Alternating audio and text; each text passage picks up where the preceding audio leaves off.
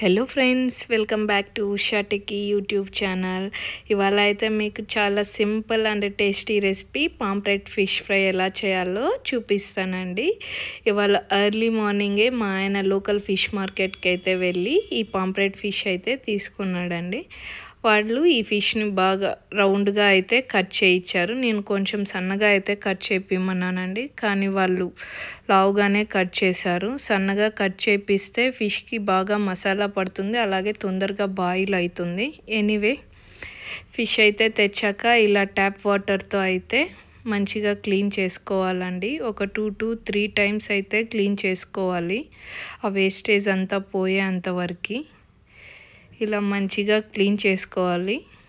Clean చేసుకున్నాక fish అనేది smell వస్తుంది కదండి, ఆ స్మెల్ పోవడం కోసం కల్లుప్పు అలాగే మజ్జిగ అయితే వేసి ఒక 5 to 10 మినిట్స్ అయితే సోక్ చేయాలండి. ఇప్పుడు ఫిష్ మసాలాకి ఏం కావాలో చూసేద్దాం రండి. సాల్ట్, చిల్లీ పౌడరు, ధనియా పౌడరు, గరం మసాలా, పెప్పర్, అలాగే జింజర్ గార్లిక్ పేస్ట్, లెమన్ అయితే తీసుకోవాలి. వాటన్నింటినీ ఇలా పేస్ట్ లాగా అయితే కలుపుకోవాలండి. ఇప్పుడు వీటితో పాటు శనగపిండి అలాగే కార్న్ పౌడర్ అయితే యాడ్ చేస్తున్నాను. ఇవి యాడ్ చేయడం వల్ల క్రిస్పీనెస్ అనేది వస్తుందండి. ఇప్పుడు దీనికి కొద్దిగా ఆయిల్ అయితే యాడ్ చేస్తున్నాను. ఆయిల్ యాడ్ చేయడం వల్ల ఫిష్కి మసాలా అనేది బాగా పడుతుందండి. ఇలా కలుపుతూ కొద్దిగా వాటర్ అయితే యాడ్ చేసుకొని ఈ కన్సిస్టెన్సీకి తెచ్చుకోవాలి.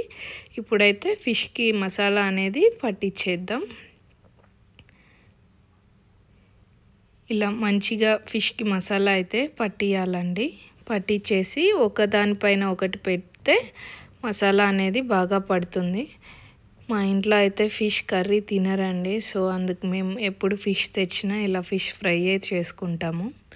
మీ ఇంట్లో ఫిష్ కర్రీ తింటారా, ఫిష్ ఫ్రై తింటారా? కమెంట్ బాక్స్లో కమెంట్ చేయండి. అలాగే ఇలా ఫోర్క్ అయితే తీసుకొని ఇలా ప్రెస్ చేయాలండి. అలా ప్రెస్ చేయడం వల్ల మసాలా అనేది బాగా పడుతుంది. ఇప్పుడైతే 1 to 2 అవర్స్ మ్యాగ్నేట్ చేయాలి. తర్వాత అయితే స్టవ్ ఆన్ చేసి ప్యాన్ అయితే పెట్టుకున్నాను. ఇలా ఆయిల్ నాకు తక్కువ అనిపించిందండి, అందుకే ఇంకొంచెం ఆయిల్ అయితే వేస్తున్నాను. ఇలా ఆయిల్ బాగా హీట్ అయిన తర్వాత ఫిష్ని అయితే ఫ్రై చేసుకోవాలండి.